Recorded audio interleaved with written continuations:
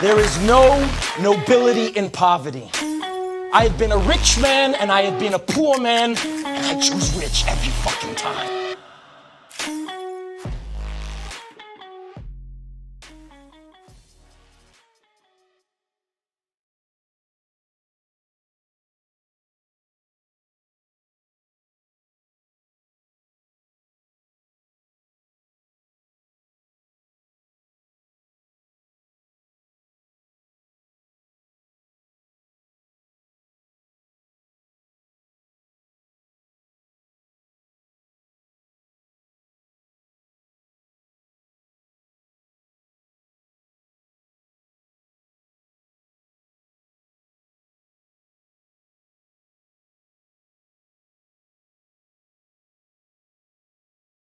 I'm excited. Beyond excited. Yeah, Beyond it's excited. something new for me as well, and excited to share growing pains, some of the really good stuff that's happened, some of the stuff I thought was 10 years, ahead of me. Yeah. So real excited to share that. Let's start off with who you are, where you're from, what you do. So Ali Kassira, was born in Downey, grew up in the little city called Bell, California. I'm Lebanese, Lebanese American.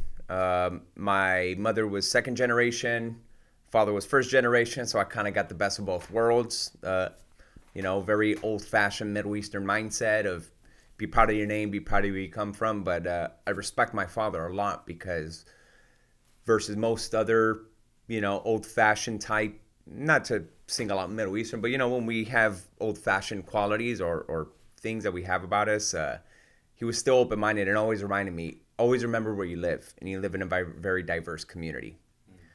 Hence, I speak Arabic, English, and Spanish. People look at me and they're like, Spanish? Where the hell did that come from? And it was my father again, going back to that, we live in a diverse community. He knew in California it's important for us to speak the language. Right. Well, and you lived in Bell. Yeah. For those of you who don't know where Bell is at, it's by Huntington Park, by Yes. Downey, right? Huntington Park. Yeah. Is actually where I'm from. I'm actually from Downey, so I was born at Downey Hospital and then lived in Huntington Park. So That's cool. I didn't know you were in Downey. Bro, I knew we had a connection since birth. You know the water tower, Huntington Park? Yeah, I know exactly where. Oh, yeah. Yeah, Salt Lake. Park, Yeah. So anyways, Bell is like the It's zip code's 90201, not to be confused for 90210. All right, so not Beverly Hills. That's funny. So how did you get into real estate? What were you doing? How did you end up being the agent entrepreneur that you are today? So got into real estate.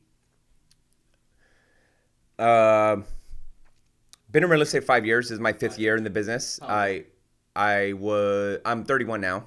So I started around 26, 25, 26. I started getting licensed. Cool. I worked in retail for many years. So I graduated from high school.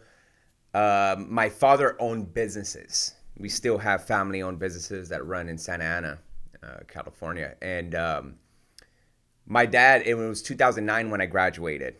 And for those of us who know, and my dad was an entrepreneur, a true entrepreneur. And he looked at me and he said, you're not going to work for me. You're going to go to school and you're going to find your own job. And I was looking at all the other, because there's a small community of Middle Easterns as well in Bell. So I was looking at all of them, and they all stay within the business, keep the money in the family. And I'm looking at them working for their fathers. And why the hell is my dad making me go find a job? I was fucking pissed. Right. I literally walked into Guess Incorporated.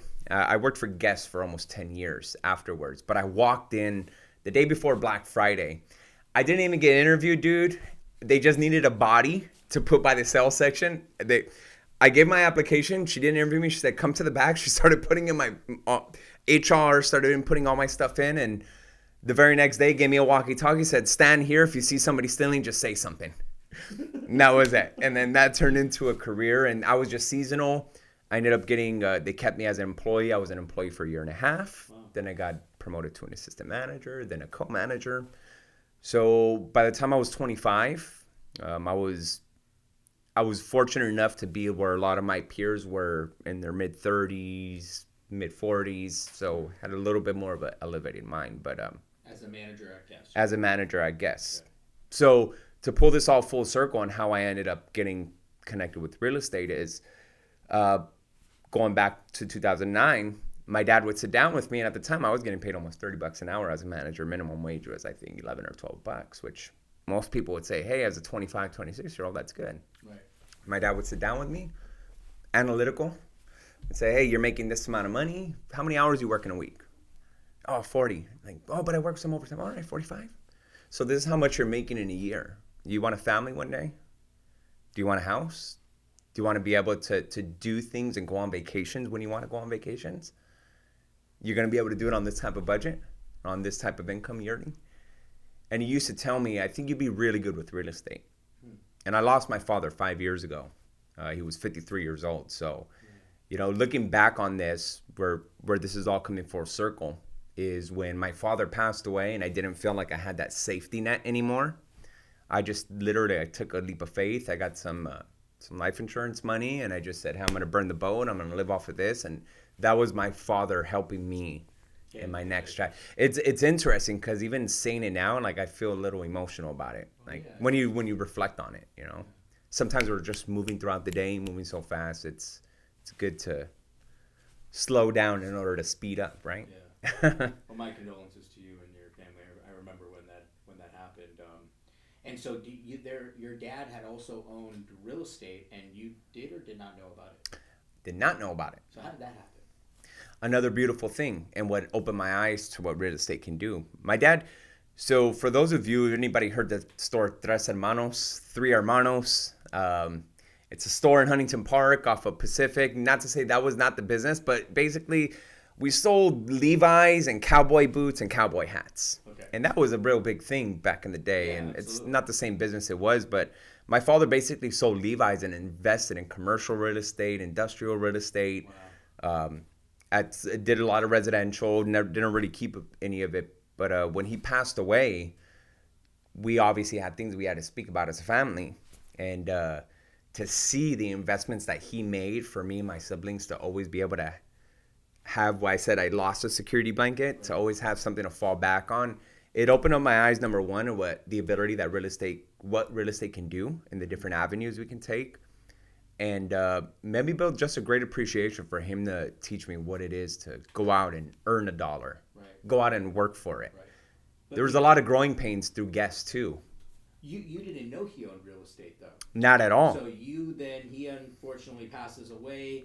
You then get into real estate to find out that he owns a bunch of real estate. Yes. And he's telling you subconsciously in the back end, growing up, and you're a guest, you would be good at real estate. Correct. Kind of interesting, right? Very interesting. There was a method to there was a plan. He had a plan. Yeah. And when I think about that now, and I'm glad you brought that up, because when I think about that now, what he was really telling me is, let me be your investor. Right. Like, let me help you make money while you represent me on transactions or whatever it is, or help sell my real estate. It was, that was what I reflect on that stuff. And I don't go back to, sometimes I can go back to beating myself up about it, but I also realize, like, everything in life happens for an opportunity. And it was an opportunity for me to grow and to get uncomfortable.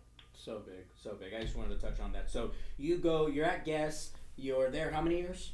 There for about 9 years in total, but 8.5 years. Okay, so I want to touch on full this time, because there's a lot of people that get caught in the retail world, that get caught in the bar world or the restaurant world, because I think they're all very similar, right? Mm-hmm. Where you hit that management level, or you hit that level where you earn enough to live, but it's also hard, because you know some of these people where it's hard for them to break out of it, right? I see a lot in the restaurant industry. Yes. People I went to school with that are just stuck there. It's hard for them to get out.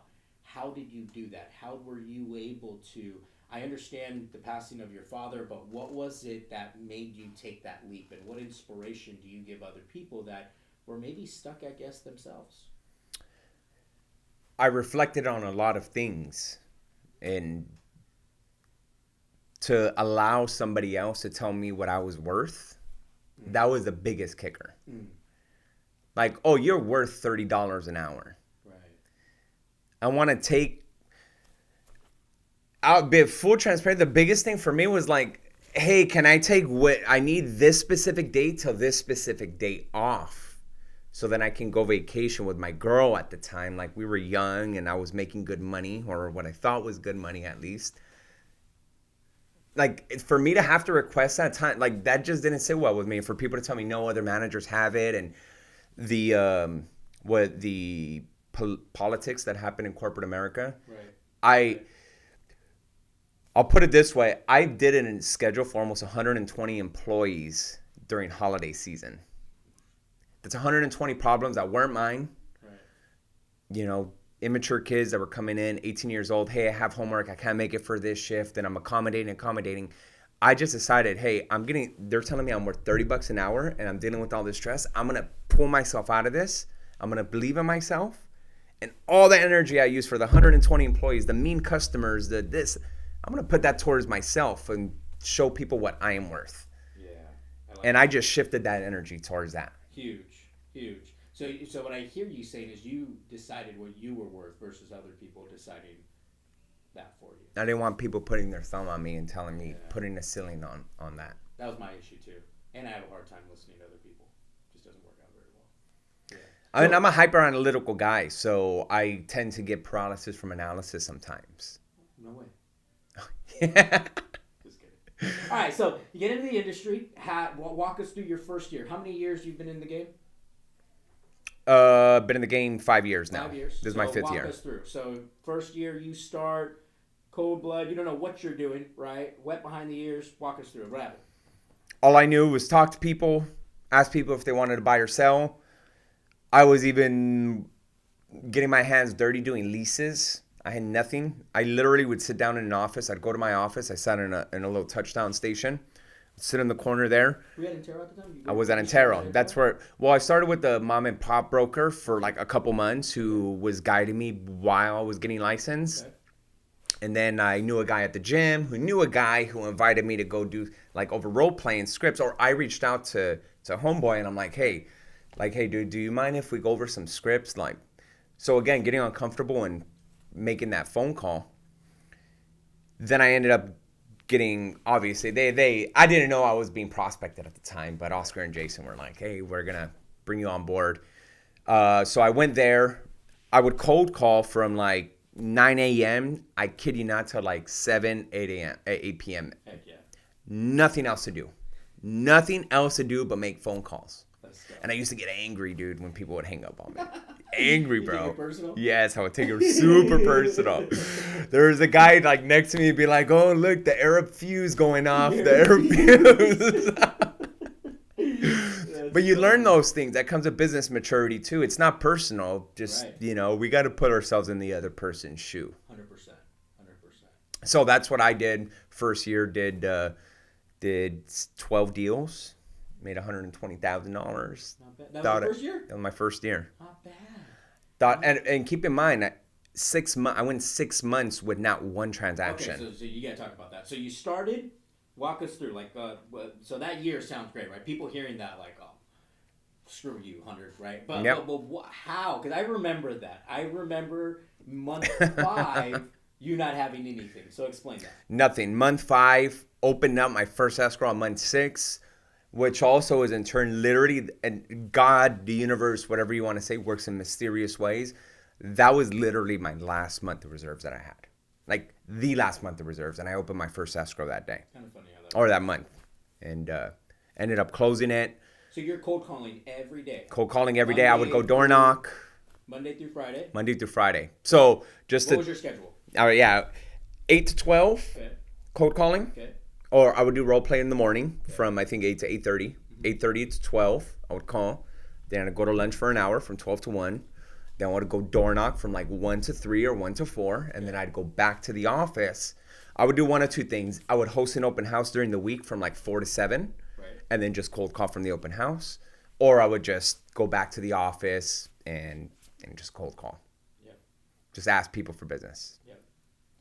For those of you that are listening that know us very well, this is what we do. Yeah. Right? This is what we do. This is how most of us that I get to meet that end up having a very successful career, this is how they started off, just so you know. Right? So you're on the right path. I appreciate that. Everybody I talk to now that are like crushing it, that started off, they started off cold calling. They started off in the grunt work. And I believe it's the grunt work, it's that cold calling, it's that cold door knocking, it's that open house on the weekends when you don't want to do it Yep. to get you to to getting something in this industry, right? And there was no mistake that you did 12 deals that year. It was because you were able to keep going. Correct. Had you given up month 4, Nothing. you'd be back, I guess. Oh, 100%. And majority of us do, and we see it happen all the time. If this industry was easy or if this business was easy, everybody would do it. Yeah. It teaches you a lot of things. I had to callous my mind a lot, not to take things personal, be okay with the rejection. I'd get super, super butthurt and very upset when like a COI would buy a house, or I'd open up Instagram and I would see like the keys in front of the. Oh, yeah. So I used to say like, hey, why am I not reaching out to that person? Why am I not connecting with that person? Because the truth is that we do this to put food on our table. 100%. And it sounds super corny when I say this, but I truly get fulfilled when we're able to help people get to that next chapter in their life.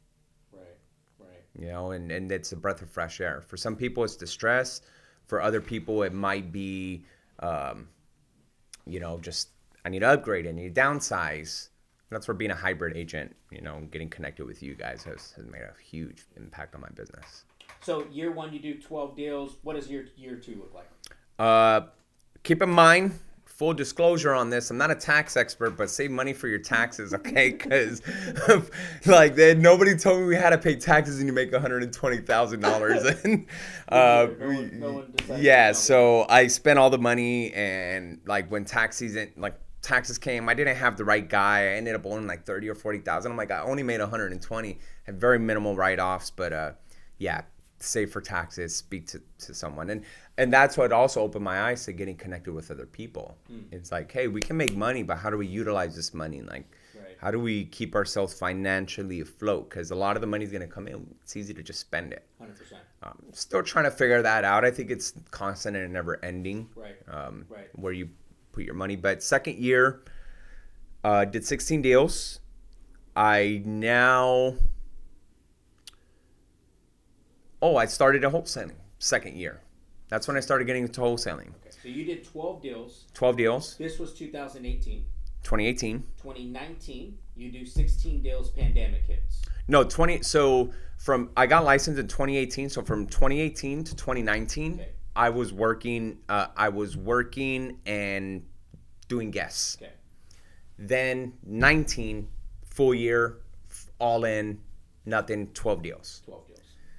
Then 2020 to 21, 16 deals, 180,000, implementing some wholesaling in there. And So 4 more deals, $60,000 more. $60,000 more. And the pandemic hit 2020? 2019? When the pandemic hit? 2020. 2020, yeah. So that's when I started, So you started wholesaling. wholesaling your third year. Correct. Okay. Awesome. Yep. So explain that. So pandemic hits, I'm building momentum. I got good momentum going, and then I fell into the trap of the news and what's gonna happen. Can't even walk outside. I remember I would go out for I was so about, hey, morning routine. I gotta be up at 5 a.m. and if I don't do my run, then I'm not doing my job. Right. And not to say it's not important, but we got to give ourselves some grace with that stuff sometimes too. 100%. So was speaking to a guy named Cedric Adams. Cedric, shout out to you for this. I never forget this. I never forget, man. And he just said, hey, Adrian's hosting a Zoom call. Everybody's hopping. I probably sat on my ass on the couch for 4 days. That was it throughout This the is pandemic. when everybody went home. They weren't allowed to go. Everybody to the was at office. home. Everything was closed.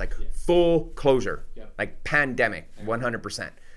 4 days, I probably sat on my ass on the couch. And then And you were in LA County at the time. And so I was in LA County. Everything was really shut down. everything. Okay. I'm telling you, even to go run around the block, it was people were side-eyeing me if they were looking out at their window. And that was a little bit weird for me too. I didn't want to believe, not to say that it's anything, Right. it is what it is, but I just wasn't going to let things hold me back You from weren't what I ready want to to do. Yeah. So Cedric tells me about the Zoom call, jump on the Zoom call. I'm like, fuck, affirmations. Damn, this dude feels uncomfortable. We say the affirmations, and then we would get on the phones from 8 to 12 or 9 to 12, and then we would share our wins. And I'm like, man, this is a good community. And it was people from Vegas. It was people from other states. And I'm like, man, this is cultivation and community. For sure. Yeah, This is the first time that I felt community. That was Squad Up. Squad Up, yep. That was fun. Yeah. That was good, man. And that's when you got introduced to wholesaling. And that's when I opened up my eyes to wholesaling, and then you and I got connected. Yeah. And prior to that, when we were at Intero, was when I used to cold call you, because I used to see you on the Thursday meetings, and I would be like, hey, dude, you don't know me, but I know you, and like I watch your meetings and I get inspired, but like, hey, I'm just curious about your opinion on this. And Yeah. I remember. You're like, fuck's this guy Ali? Probably calling Jason or Oscar, like, hey, who's this guy Ali that's calling me from your office? That's funny. I remember that. No, I took your call. No, you did. Yeah. You always took my calls. Yeah. And I think it's great, and I think about where we've come to. Yeah. So we had a pandemic hit where in our office we had just created a new real estate company. We had just launched a wholesale company. No, we're about a year in the wholesale company. And we have every morning, we still meet. We all meet, we role play. This is what we were doing at our office. Well, Orange County was a little bit lenient, right? We were able to go into our office up until a point, and then people started complaining. So management was like, hey, just go home. Just go home for 2 weeks, 3 weeks. So we go home. I'm losing my mind, right? I'm like, I can't do this. I'm, number one, can't be home during the week. Like, I got to be doing something. So I'm like, I'm losing my shit. So I'm like, let Nick, Zach, let's get on a Zoom call. So we all got on a Zoom call. And then we're all on, and then, the energy's a little low. There's 3 of us. I'm like, screw it. We need to get more people on. And then that's when I was like, hey, whoever wants to get on. And there was, at one point, we had a good, 80 people on. Oh, man. Like, we had a community. And we still have a community, a big community, but, Well, it's funny, though, and I want to talk about this real fast. So we give tons of value for free for a whole year, and then we're like, we'll do foundation builders, right?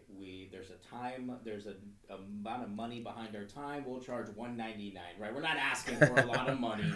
$199. We'll continue this if you guys, because we were doing weekly calls, we were spending a lot of time on the role plays, right? So we just wanted to replace our income from time, and it was interesting how many people just vanished. Yeah, people won't invest in themselves, and that was the one thing that I really appreciate getting into Intero and learning those things was the importance of personal development. For sure. And morning routines and stuff like that, and take it with a grain of salt. It doesn't need to be like a military type deal. Right. However, I think that there's a big correlation to what we, how you do one thing is how you do everything, and your habits or show me your habits and I'll tell you who you are. I think Ed Milet says that. Yep. And it's interesting. I heard that today on a Audible, as a matter of fact. Yeah. So I want to talk about it real fast. So you reached out to me. We started coaching together. You made the investment in yourself, and your business drastically changed. I just want you to talk about that, because rather if someone is coaching with me or just getting a coach in general, a lot of people have a hard time investing in themselves. And you invested in yourself and saw a geometrical growth in your business. Oh, yeah. Talk about that, and I don't want to talk about coaching specifically with me. I just want you to talk about taking that leap of faith, investing in yourself, and then what happened to your own personal production. So just being okay with continuing to ask questions. I knew that there was more to stuff, just the same way it was at Guess in a sense, is that I knew that there was more than just buying and selling real estate, and then also seeing it, my dad being an example of that. And all I was seeing in the brokerage side was buying and selling, but I felt like this is always going to be like that. I used to go to some of these bigger events with the big traditional real estate events and see some of these people on stage. And not to say it made me feel a little inferior, but I'm like, no, I know I'm more than that, but just because I don't necessarily do it in this fashion, I know that I can do it in other ways. And wholesaling became another tool in the tool belt. But then there was an obstacle with that, because then I would get on the phone and all I would go for is try to get people to sign a wholesale contract. Right. And then my retail business suffered. Right. And then I'm like, okay, I got to get back to writing out the scripts, my listing presentation and this. And then you're like, no, dude, where am I going with this is that you specifically were there in front of me to guide me and to tell me, hey, look, you don't need to choose one or. It's both. Both. And everything. It's not either or, it's both. In everything we do. Right? Yes. It's not I'm gonna buy the truck or buy the investment. Right? No, so I'm gonna buy both. Yes. Right? I'm gonna buy the investment and I'm gonna buy a truck and damn, I'm gonna buy the fucking boat too because it's not either or, right? Yeah. And when it took me a while to get to there, but I continued to practice. I continued to ask questions.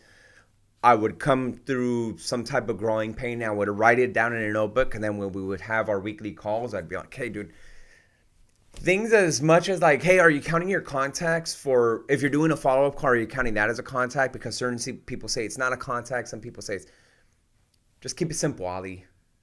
Right. If you're speaking to somebody about real estate, it's a contact. Simple as that. Right. Let's not get technical about it. Yep.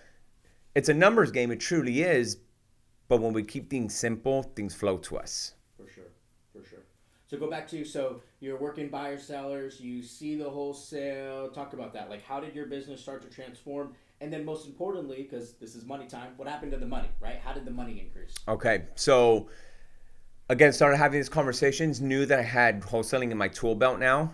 And through asking great questions, when I would get somebody over the phone, through a series of great questions, I would be able to find out, hey, like, this is not really one of those types of deals where I can charge some commission. They owe X amount of money. They're in like of high distress. The condition of the property is not good.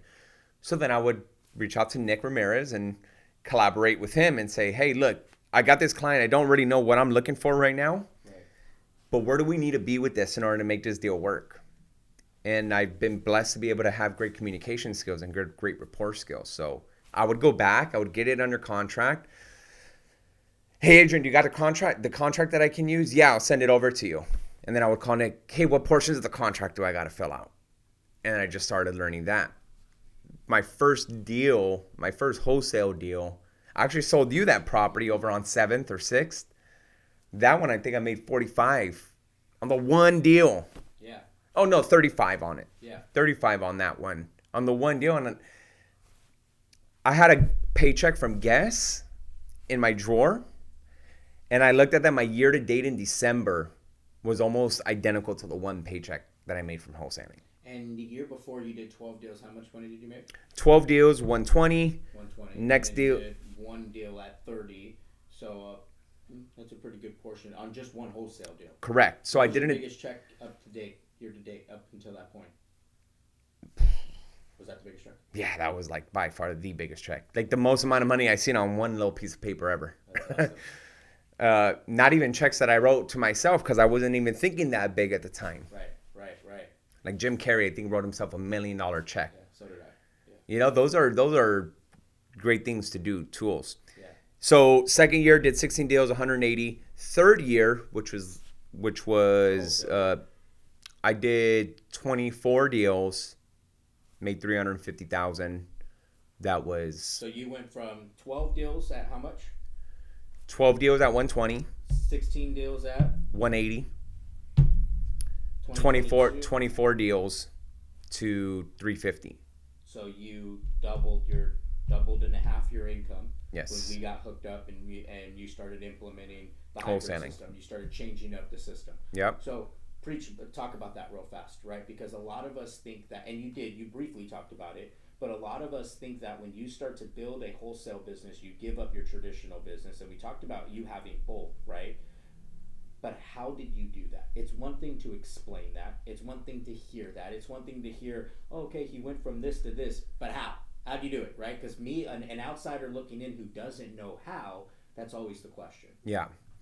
And you gave me an analogy once, because when I was going through this, because there's always time of growth and where you're going through trial and error with things when you're trying new things.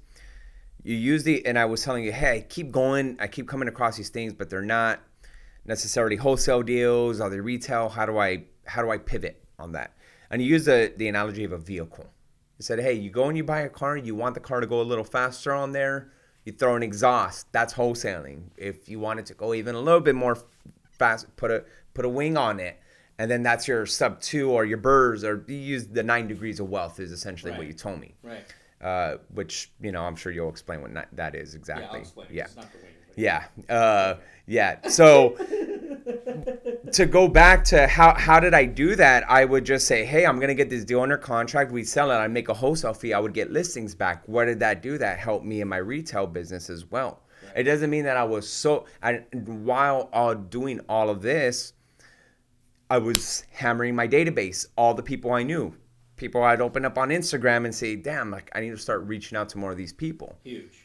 I stopped being a secret agent. Huge. I was afraid of reaching out to people I knew because I thought they were going to think I'm a salesman. I'm not here to convince anybody to buy or sell. If you're motivated, I'll point you in the right direction to tell you what you need. But there's also a portion of making sure that we uncover the layers of this. 100%. So, yeah. Hold on. Okay. This one turned off because it got too hot. Is that the 3? This is a 3, which is interesting. But I'm going to let it sit for a second. And there's a setting on it that allows me to let it keep going. So let me see. I got the setting while it's still overheating. I heard it. All right. Well, we're in an intermission. Good job. Talk more about like what you did. So you started to go down it. You started to ask questions where you'll talk to a client. You ask questions to figure out what road they go down. Yeah. Start to talk about that. Talk about the bleeding necks. Talk about like the implementation Okay. process that you did. Yeah. It's weird. It's not even hot. So let's give it. Let me do like 10 seconds and then I'll reboot it. I just changed the setting to allow it to still record when it's high. So we should be good for the next. Yeah, that shouldn't shut off at all. Yeah, I know. That's why I'm like, not even those. Even this one. I was The 30 would shut off before. Yeah, that's what I thought. And then this one's still going too. So I'm like, nothing blocking it. So let's give it 10 seconds and then we'll just. And it's not even hot either. So I'm like, how is it? Those don't even get. They have built-in I know coolers. they have built-in coolers. Yeah, these are supposed to go for. That's why I'm like, is there any heater on it? But I might unplug it though too. That could probably be it too. And then plug it in. It's already full battery. Yeah, when it needs to be. I'm going to I'll start talking about different data sources. Like more of like, yeah. Okay, so pick back up off on where were we just at? Adding stuff to the tool belt. Yeah. So I knew that I had wholesaling as an extra tool on the tool belt.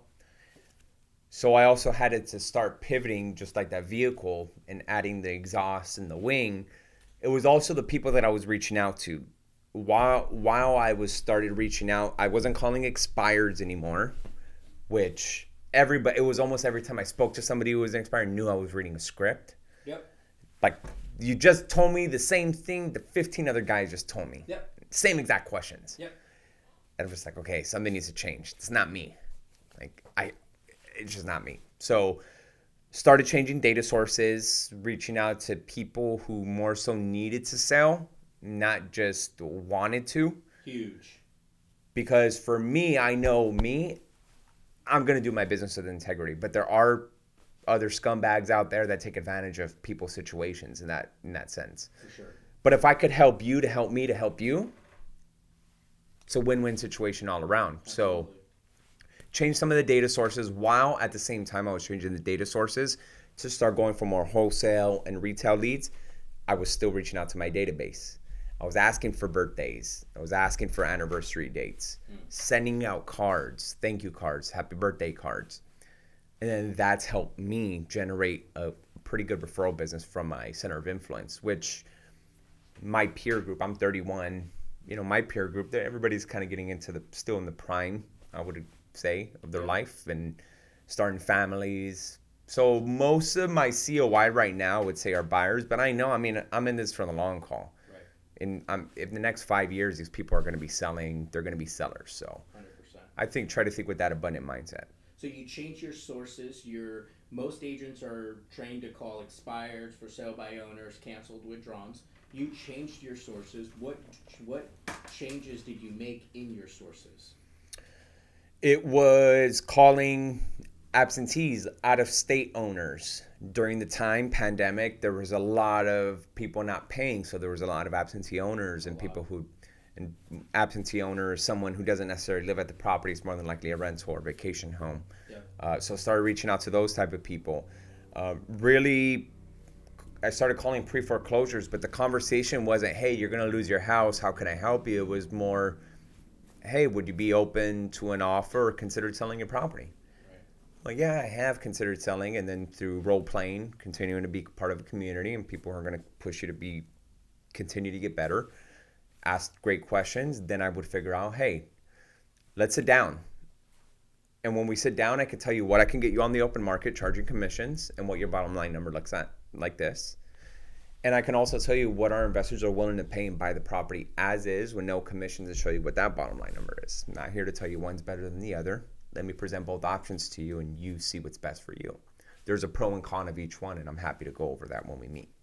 Huge. That was when I was like, I got this shit. Yeah. Well, you started to give them options.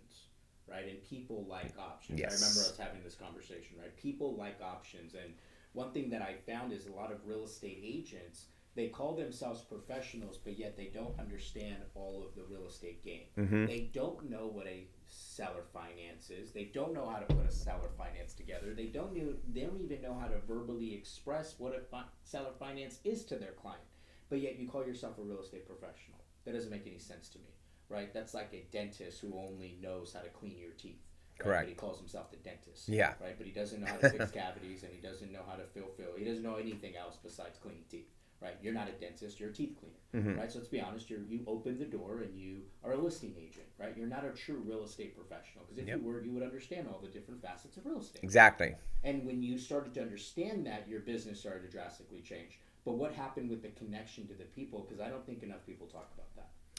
Connection to people in which aspect? Like, how did your relationships with people change when now all of a sudden you came to them with multiple different options? Oh, I mean, well, number one, when you approach people in a way where you can make them feel comfortable in expressing certain things, like I was mentioning with those foreclosures, most of the agents are the first line that's coming out of their mouth is that you're in foreclosure. That's already going to build a wall with people. 100%. But how can I help you? And if I could, would you? Those are important questions to ask, because sometimes what we think's best for them isn't really what they think's best for them. But if we can get to the root of that, it helped me build connections on a deeper level with people where I seriously had seller, and it kind of gets kind of awkward sometimes, but like I've had sellers where I've gone to the house because I needed to get something on a wet signature, and like they're crying on my shoulder. I'll never forget, maybe it was a third wholesale deal. We did one in Long Beach, and the lady ended up moving to Texas with her grandchildren. That was her motivation. But she owned this little freaking property, like in an alleyway. Nick will remember this one. And that lady, to the gratitude in her voice when I checked in with her a year later, and then her husband had passed away, and to really realize, like, imagine if that would have happened if she was here. If we didn't cross paths. The interesting thing about that one, she was an expired listing too. But I knew wholesaling was there. But you came to her with a different option. Completely different option.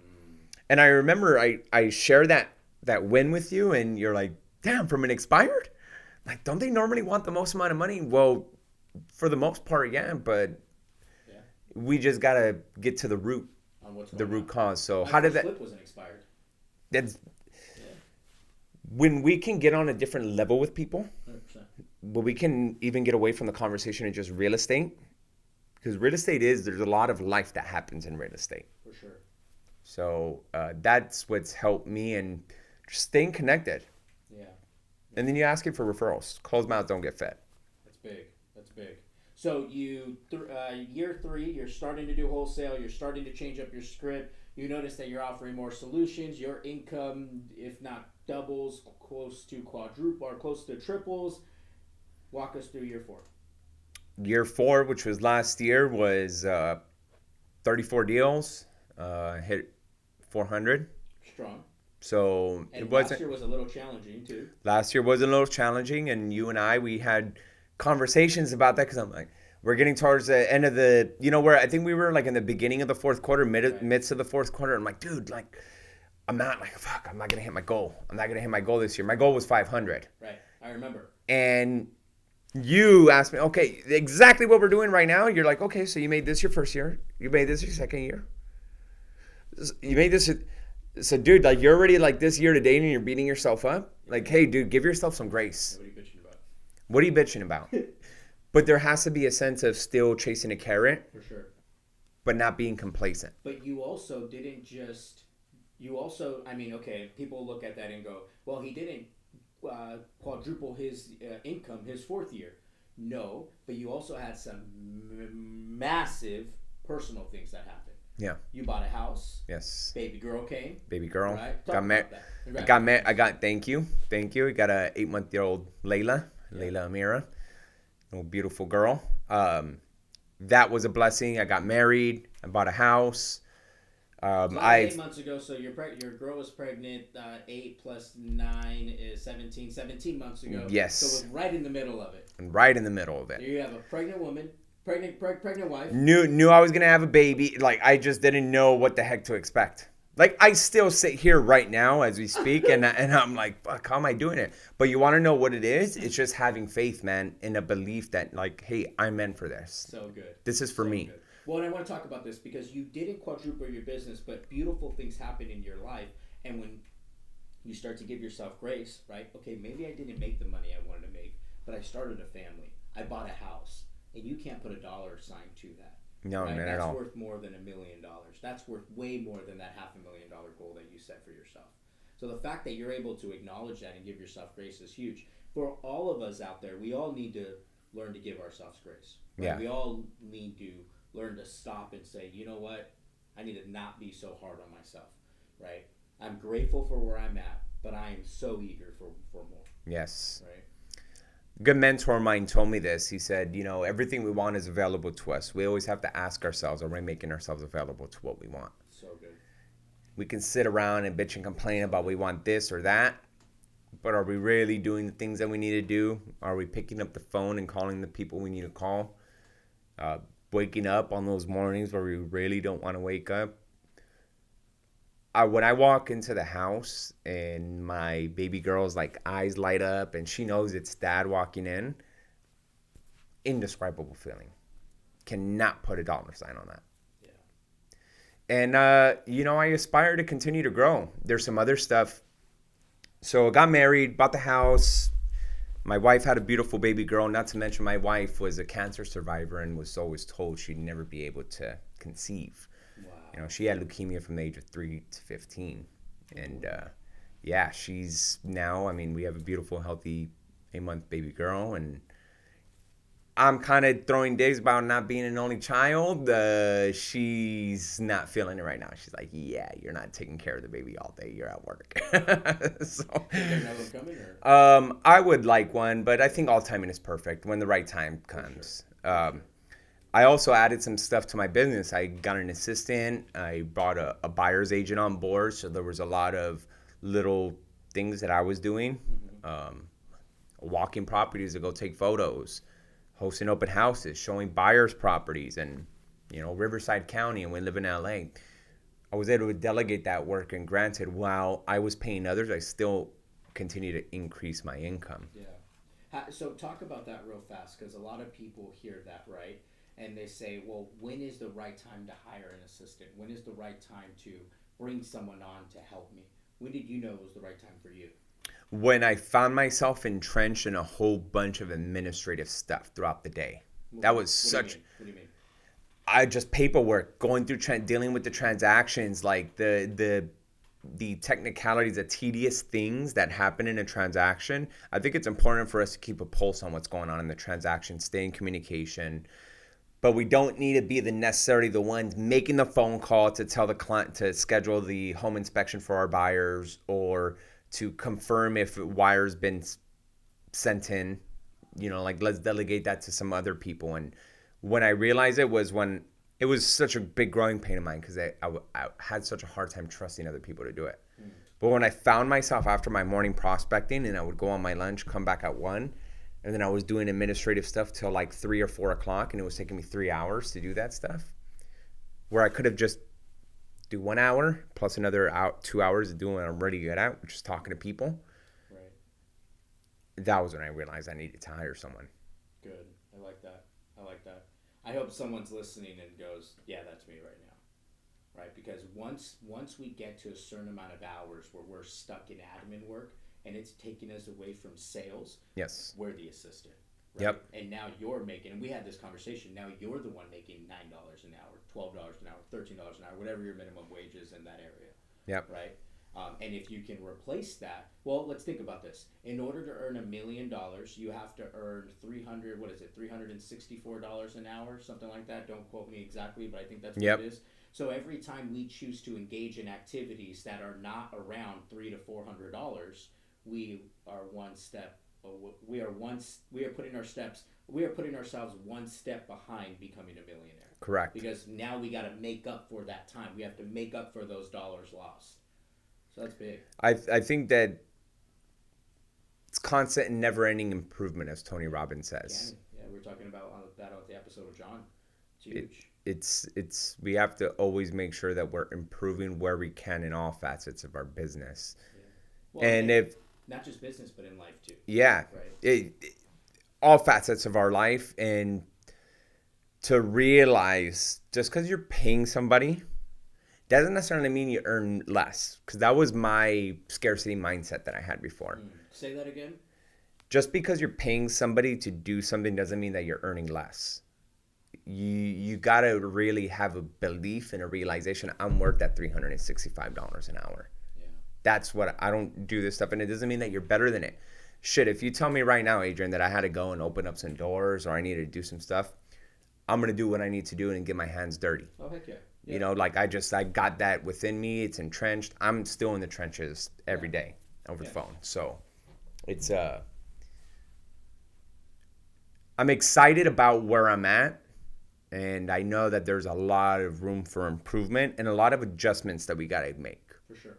Well, you made those adjustments along the way, right? You noticed that working with buyers and sellers was only getting you so far, so you made that adjustment, right? Mm-hmm. You noticed that there was certain time that you were spending that wasn't getting you anywhere, so you made that adjustment, right? And this game is nothing but a series of making adjustments, but it's being aware of what adjustments need to be made, right? Which is why we needed a community, which is why we need people around us, right? To help us understand, like, no, you need to switch that, do this, that's not working, do this, right? Remove that realtor filter. Remove the realtor filter. The realtor